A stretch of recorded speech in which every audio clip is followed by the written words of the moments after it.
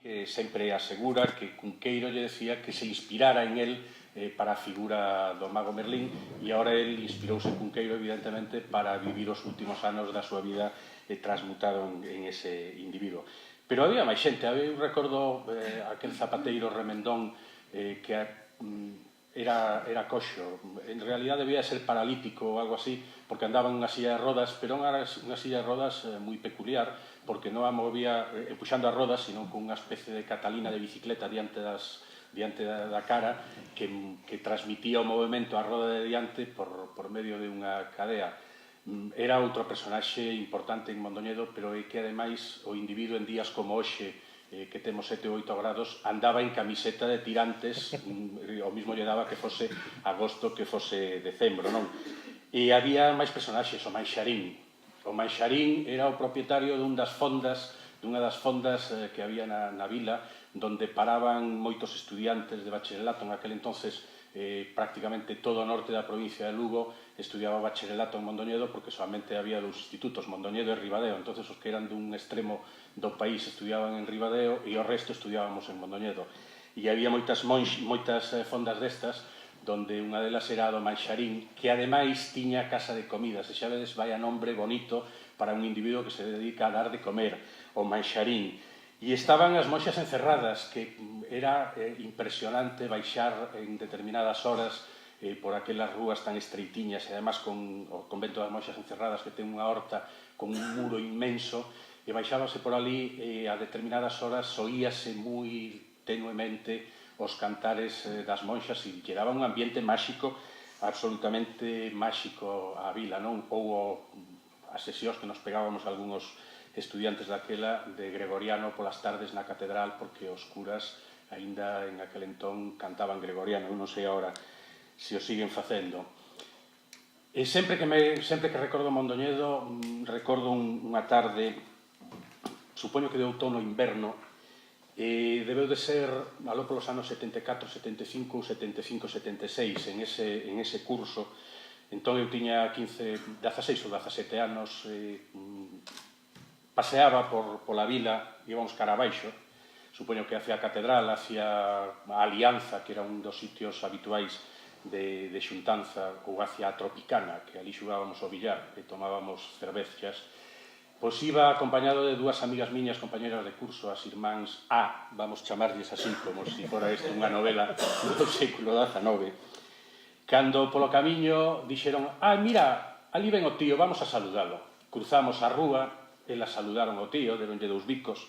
Eu, timidísimo que era, procurei saludar pasando o máis desapercibido posible, e a verdad que nunca me perdonei a timidez de aquel día, porque o tío das miñas amigas era Álvaro Cunqueiro.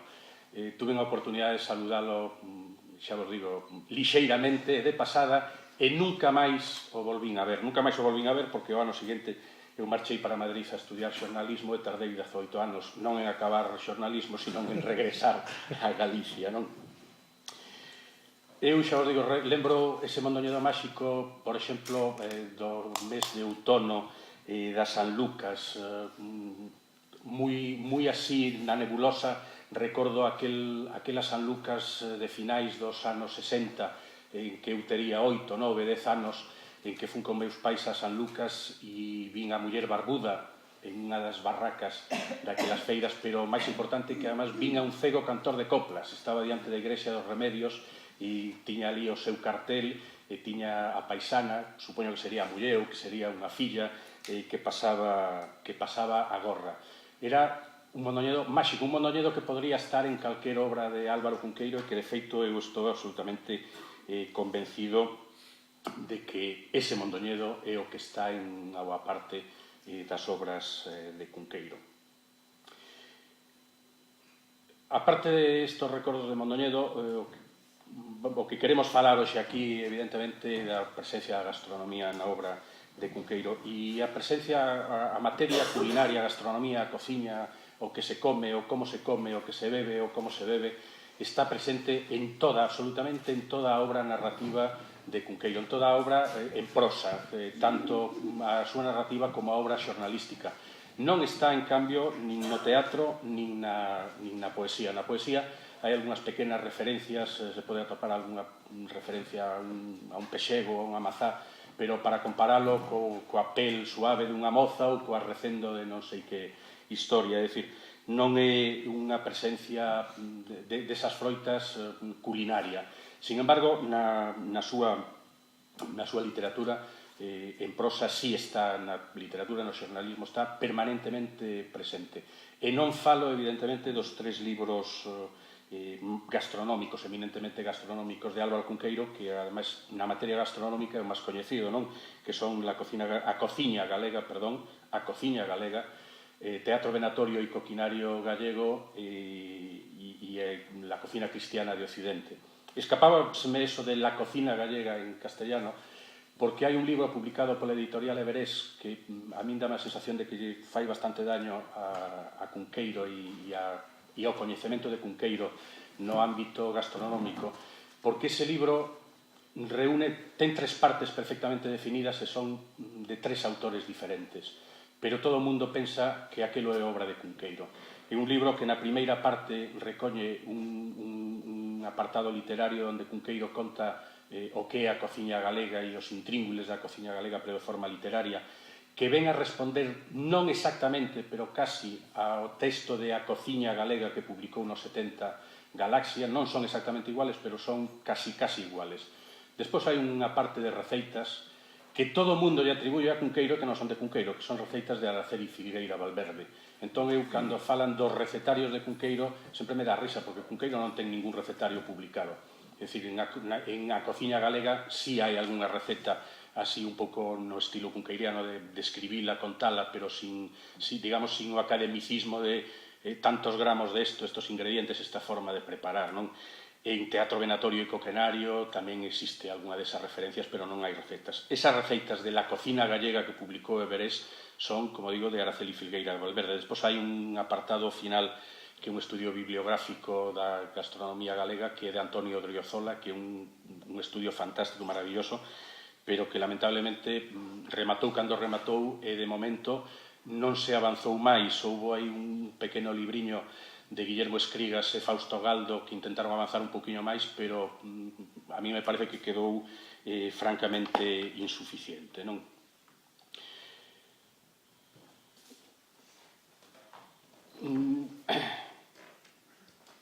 Como decía, non hai un recetario asinado por Cunqueiro, porque eu estou convencido de que a Cunqueiro non lle interesaba en sí a cociña, é dicir, o acto de cociñar, de preparar, de mesturar elementos para chegar a un prato, sino que a ele o que lle interesaba era o prato rematado, é dicir, interesáballe o cociñado e non a cociña. A pesar de que hai unha entrevista que eu tive a oportunidade de ver non hai moito, é un fragmento moi cortiño de unha entrevista, son 20 segundos exactamente, donde Cunqueiro di: "Yo soy gastrónomo practicante en el sentido", é unha entrevista en televisión, e di: "Yo soy gastrónomo practicante en el sentido de que me gusta comer, de que entiendo, que sé elegir un menú, de que distingo en la preparación de los platos, es decir, que soy un catador. Y además soy un gastrónomo practicante en el sentido de que me gusta cocinar". Pero para nada, eu aínda non atopei a ninguén que me dixera si eu estuve con Cunqueiro na cociña ou eu comín o que cociñaba Cunqueiro. Polo tanto, eu estou absolutamente convencido de que a él, efectivamente, o que lle interesaba máis que nada era o cociñado e, en todo caso, por un interés intelectual, o como se facía, pero él non publicou receitas, polo tanto non hai un recetario de Cunqueiro. Nas súas novelas, nos contos, nos relatos, nos artigos xornalísticos, evidentemente todos sabemos que atopamos a un autor con unha imaginación espectacular, pero para min o máis importante desa capacidade imaginativa de Cunqueiro é a capacidade de facernos creer. Cunqueiro fainos creer que cousas imaginarias poden ser reales, cousa que consiguen moitos outros autores, pero tamén nos fai creer que cousas reales son imaginarias, cousa que é bastante máis complicado, non? porque as cousas que son reales habitualmente todo o mundo as temos asimiladas, é dicir, isto é real, esta mesa é real porque a podemos tocar. Bueno, Conqueiro na súa literatura é capaz de convencernos de que non, de que iso é unha pura imaginación, non? E hai na parte imaginaria pois, cousas tan reales como un país, un lugar que a min me ten absolutamente comido o coco e que non consigo atopar por ningún sitio, que se chama Beiral. Beiral aparece en varias obras de Cunqueiro, descrito con unha naturalidade tal que en principio levache a pensar que un desos lugares de Galicia que ele utiliza, de esos lugares reales que ele utiliza para as súas literaturas, non? E aparece no Merlín e Familia, aparece en varios artigos xornalísticos, pero Beiral non está en ningún sitio. En ningún sitio. O máis parecido que atopei foi unha aldeiña cerca pola zona de Chantada, que agora lamento non traer a foto, porque leva as mesmas letras que Beiral e son parecido, pero non é Beiral. Ora, o que sí, en Beiral cómese fantásticamente ben. Porque en 1956, en un artigo xornalístico, Cunqueiro escribe: es de rigor y formado para lo que llaman aperitivos, antipasto o entremeses, ofrecer la trucha escabechada, el lacón trufado y los medallones de queso cabrales. Sopa y cocido, que se descomponen más de un cerdo y añade media gallina por barba, y peldaño a peldaño pasamos por la merluza y el pastelón de anguilas para caer en los pichones rebozados con bechamel y en la gallina en pepitoria, tras la cual, en la parada, van el cordero asado, la carne al rollo, el gran pastelón de pollo, el arroz con leche, requesón, la tarta de mondoñero y la colineta. Las 7 de la tarde son cuando alguien, porque no se diga que se remilga en mesa tan generosa, parte la colineta. Este é o menú que dan os señoritos de Beiral polas festas da Asunción. Eu teño ganas de atopar Beiral de unha vez a ver se me invitan, non? Como digo, Beiral aparece varias veces na literatura de Cunqueiro, pero non son capaz de dar con ele en ningún sitio, así que se alguén ten noticias deste país, por favor, agradécense, que teño ganas de peregrinar a esas terras. Decía que eu levo leído con moita atención co lápiz na man, é unha costumbre miña, casi toda a obra de Cunqueiro, e non vou a decir toda porque iso é, penso que un labor imposible. Todos os días aparecen cousas novas de Cunqueiro e, sobre todo, artigos xornalísticos. A capacidade que tiña Cunqueiro de escribir parece ser que era absolutamente desaforada. Cando era director do Faro de Vigo, si quedaba unha páxina ou media páxina baleira por calquer cousa, se descolgaba unha noticia, ele era capaz de improvisar un artigo de varios folios en cuestión de minutos, non? Entón, a súa produción xornalística é absolutamente espectacular. Por lo tanto, cada día se anuncian un novo libro recopilando novos artigos que non estaban publicados en ningún sitio, a pesar de que hai xa moitos. E en toda esa obra, tanto nas novelas, nos relatos, nos contos, nos artigos xornalísticos, para min a materia culinaria é precisamente o máis realista de todo. É dicir, hai moitísima imaginación na obra, imagina personaxes, imagina situacións, imagina localidades, mestura tempos, mestura xentes de tempos actuales con xentes de hai un milenio, e faino con toda a naturalidade do mundo. E polo medio aparece a cociña e a gastronomía, e non hai que facer máis que un moi lixeiro análisis, unha pequena búsqueda desos produtos, desos platos, desas formas de comer, para topar as referencias. E as referencias están, na maior parte dos casos, en Galicia. Xa decía antes que o Merlín e Familia, por exemplo, é un auténtico repertorio de cociña galega, de cociña lucense do norte de Lugo, de mediados do século XX, pero cousas moi parecidas suceden no resto dos seus libros. Ás veces con certos guiños a outras terras, non? Por exemplo, nas crónicas do Sochantre, lóxicamente, o guiño importante é a cociña bretoa, ou no Fanto Fantini de la Gerardesca, pois hai algunhas cousas italianas, entre elas ese risotto con tropezóns de vaca que vamos a tomar no menú do mediodía, non? Pero, en calquer caso, en un porcentaxe altísimo, a materia culinaria na literatura de Cunqueiro é realidade E cando aparece Imaginaria é fundamentalmente en unha das súas obras que é O Sinbad.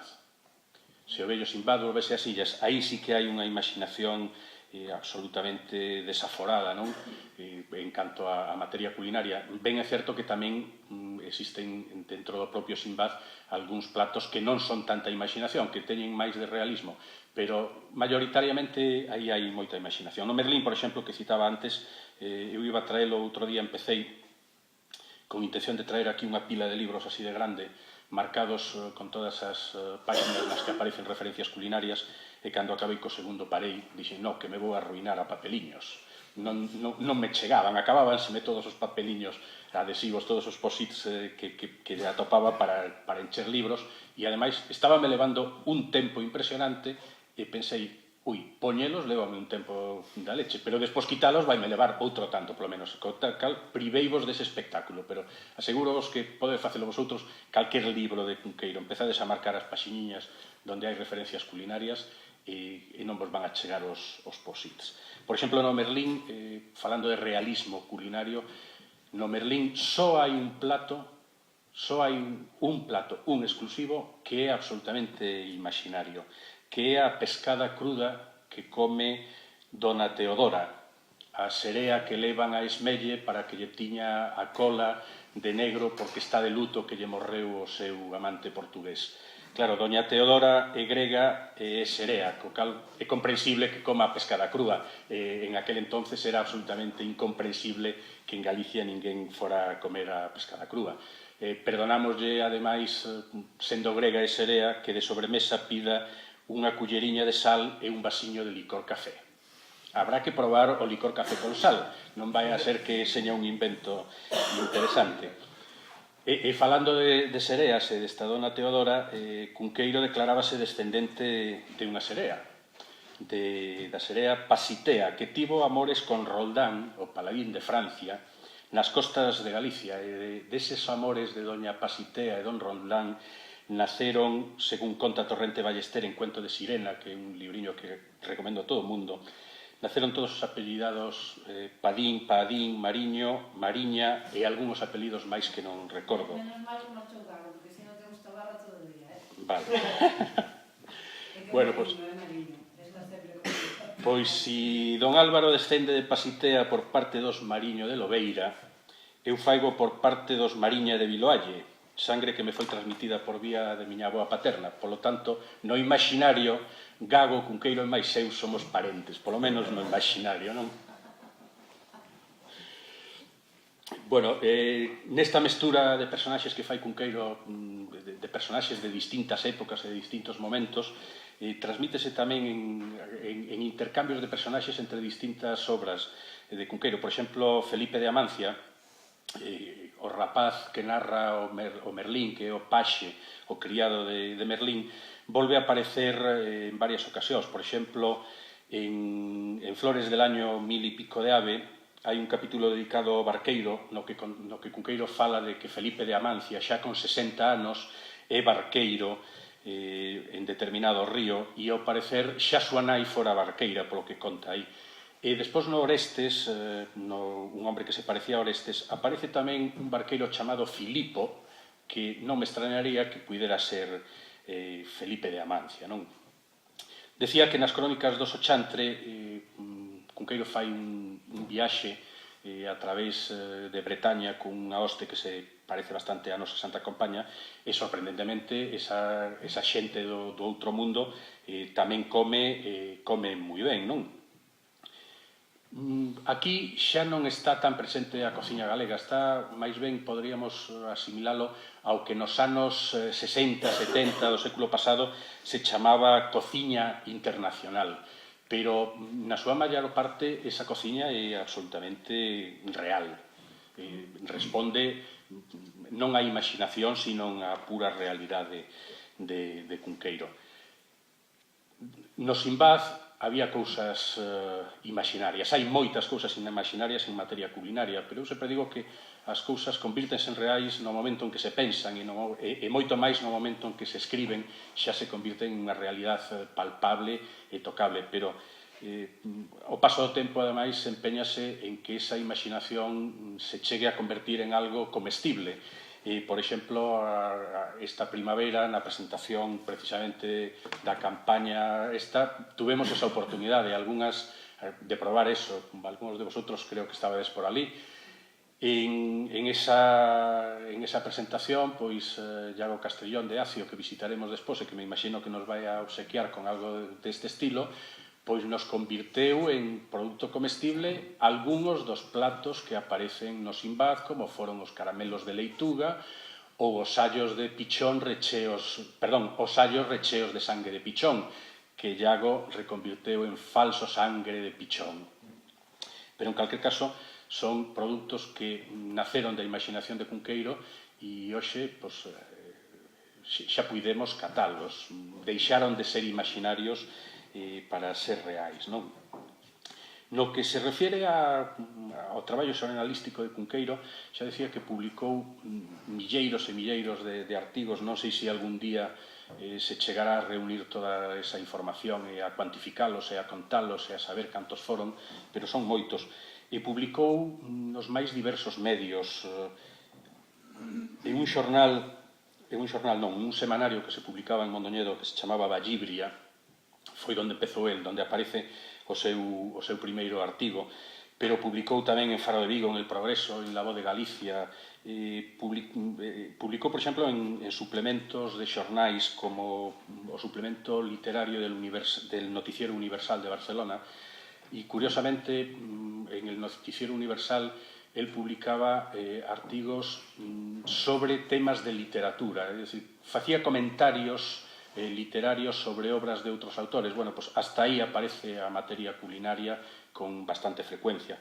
Publicou en revistas como Vida Gallega ou Finisterre, escribeu para a radio, hai polo menos 2 ou 3 tomos publicados con guións de Cunqueiro para a radio. En todas elas hai sempre cociña, hai sempre gastronomía, pero houbo 2 publicacións moi curiosas nas que colaborou Cunqueiro nos anos 70, concretamente nos anos 77 e 78. Chamábanse Primeira Plana e Bazar. Primeira Plana, os dous podedes atopar en internet algunhas referencias, incluso algunhas portadas, incluso algúns exemplares que están á venta en sitios como Todo Colección.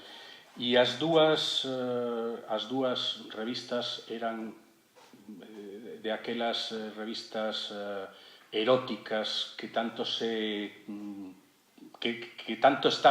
tanta presencia tiñan en aquelas épocas finales dos 70, na segunda mitade dos 70, en todos os quioscos. Estes días eu estou vendo na Voz de Galicia unha campaña publicitaria que é curiosa, porque publicitan un suplemento novo, unha revista nova de temas do corazón, e entre os lemas que aparecen ali, o paisano que chega a pedir o xornal dame la revista porque me la pidió mi mujer, es que tiene unos reportajes, bueno, pues daquela, Primeira Plana, Bazar ou Interview, a xente leías porque tiña uns reportajes, non as leían porque tiña unhas mozas impresionantes na portada e nos interiores.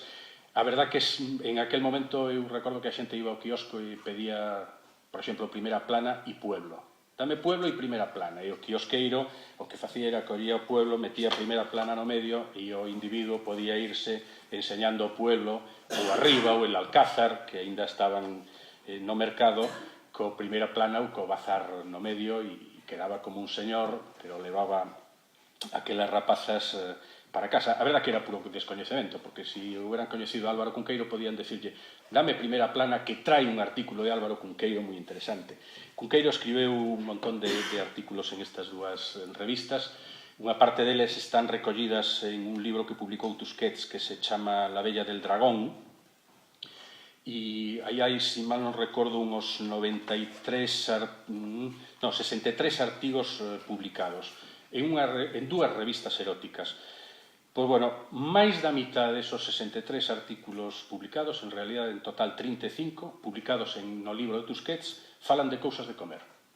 Falan de cousas de comer, lóxicamente, relacionadas coa materia erótica, de alguna maneira, pero falan de cousas de comer, supongo que ya estás comprándolo si no lo conoces. Ya tenemos que hablar. Bueno, pues aí en esos 63 artículos están a lamprea, a mostaza de Aviñón, as plumas fritas, que polo visto comían os snobs chinos, os allos porros, o estragón, o azafrán, o apio, a xarda, as mazás, a ras, o anís, a canela, a cociña hebraica, o teixugo que comen os vikingos. Eu lembro cando era neno que na Mariña de Lugo tamén se comía teixugo, e eu cheguei a probalo sendo un rapaciño. A gula, as laranxas doces, os allos, e tamén hai 2 artigos sobre gastronomía erótica. Cando leades estas páxinas, pensade que no seu orixe, concretamente, por exemplo, buscando en internet, eu atopei unha fotografía de primeira plana, creo recordar que donde aparece un dos artigos de Cunqueiro, que además está publicado en ese libro, en La Bella del Dragón, titúlase El azafrán sedante e outras historias. Está na páxina da esquerda, na páxina par. E na páxina da dereita hai unhas fotos dunha rapaza bastante lixeira de roupa, con un titular que non se lee moi ben, e di algo así como Jaidé, non sei o apellido, unha potranca de raza. Entón, cando leades este libriño, La Bella del Dragón, lembrade que frente ao artigo do azafrán, os artigos de Cunqueiro se mostraban as belezas daquel momento xenerosamente vestidas de pelo humana, non? Espero que a imaginación non vos garde unha mala pasada e que sexades capaces de seguir coa lectura. E aquí acabamos, que nos temos que marchar.